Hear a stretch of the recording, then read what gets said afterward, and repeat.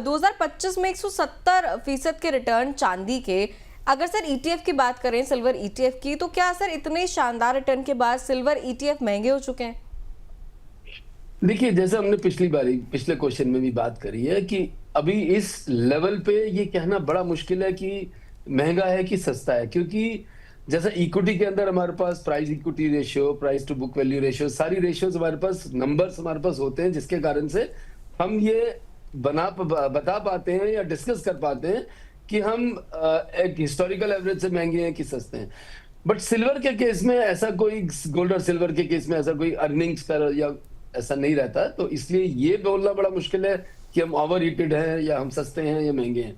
मगर ये जरूर है कि गोल्ड वर्सेस सिल्वर के हिसाब से अभी भी हम मेंटेन्ड हैं, हम बहुत ज्यादा गोल्ड के बनस्पत अभी महंगे नहीं हुए हैं, और सिल्वर की क्योंकि इंडस्ट्रियल डिमांड भी है, तो इसलिए हमारा नेगेटिव सेंटीमेंट भी नहीं है। और एक इंपॉर्टेंट बात जिसको मुझे लगता है कि इन्वेस्टर्स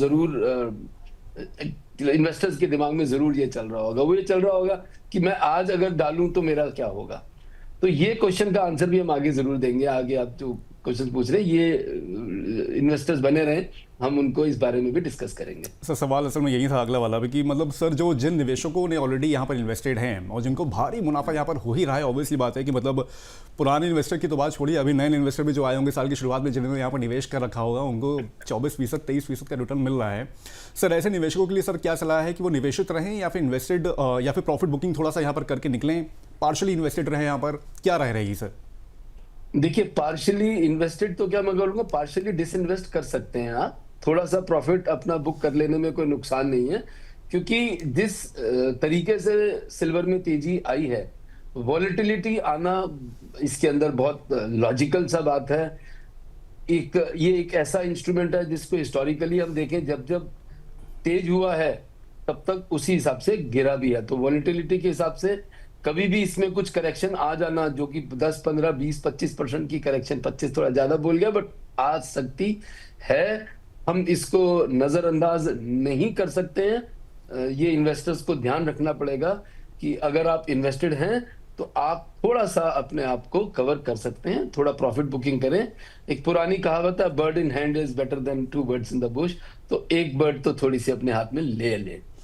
ठीक है, तो थोड़ी थोड़ी प्रॉफिट बुकिंग करके आप आगे बढ़ सकते हैं, थोड़ा निवेशित रहिए, थोड़ी सी प्रॉफिट बुकिंग करके चल सकते हैं। चलिए, हमारे व्यूअर कह रहे हैं, अब्रार जी प्लीज इन इंग्लिश। सर माफ कीजिएगा, हिंदी चैनल है हमारा और इंग्लिश में तो आपके लिए स्ट्रीम नहीं हो पाएगा। हालांकि अगर आप सबटाइटल देख सकते हैं, लेकिन जितना मुझे पता है लाइव स्ट्रीम में सबटाइटल्स और ट्रांसलेशन भी पॉसिबल नहीं होता। सर बहुत बहुत माफ़ी चाहेंगे आपसे।